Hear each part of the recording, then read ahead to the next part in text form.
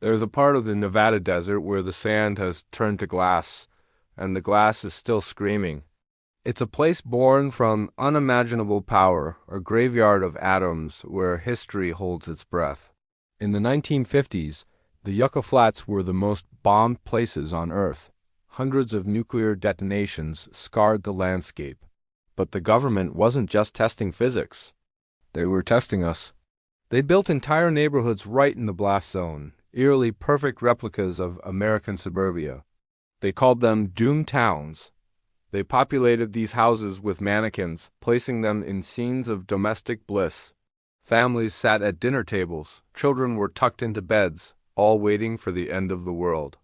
The official story was that they were studying the effects of a nuclear blast on civilian structures. But when the dust settled after one particular test, shot Encore, the recovery teams found things they couldn't explain. In House 14, a standard two-story home, the team made a chilling discovery.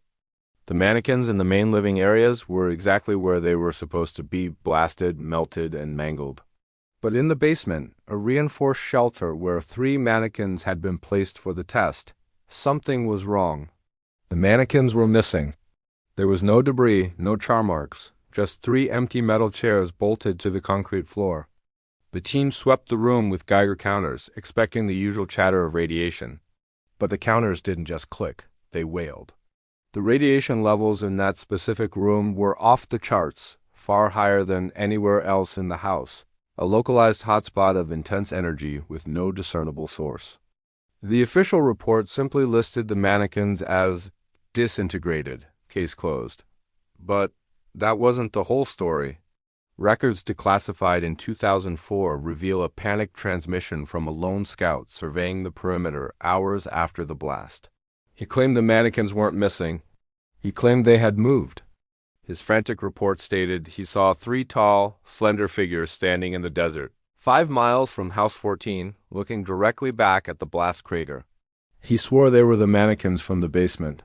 His superiors dismissed it as shock and radiation sickness. They sent a retrieval team anyway. When the team arrived at the coordinates the scout provided, the figures were gone. All that remained were footprints in the radioactive, vitrified sand. But these were not the prints of standard-issue military boots. They were barefoot, human, and they were still warm to the touch. The prints formed a single, straight line, leading directly away from the blast site and back towards the network of secret government bunkers hidden deep beneath the desert floor. The official explanation remains the same. The mannequins disintegrated. But some who have studied the declassified files whisper a different theory. That the immense energy of the blast didn't destroy them, it changed them, it gave them a purpose, and that somewhere, deep beneath the Nevada desert, they are still walking. Thanks for watching. If you enjoyed diving into the unknown, be sure to subscribe for more.